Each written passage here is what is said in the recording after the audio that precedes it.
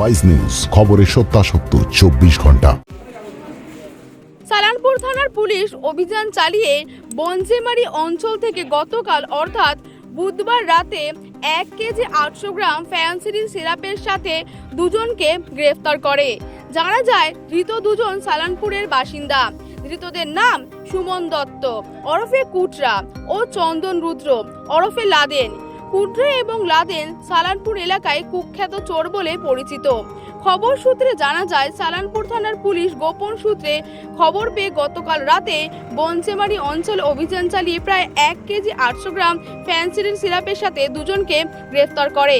জানা যায় তারা সালানপুরে অবৈধভাবে এসে ফ্যান্সি সিরাপ পাচারের ব্যবসা করত। এই সিরাপ ভারতবর্ষে বন্ধ রয়েছে বলে জানা যায়। বৃহস্পতিবার পুলিশ ধৃতদের আসানসোলের আদালতে পাঠায়। তবে এই সিরাপ কোথা থেকে নিয়ে এসেছে এবং কোথায় কোথায় পাচার হতো তদন্তে নেমেছে পুলিশ।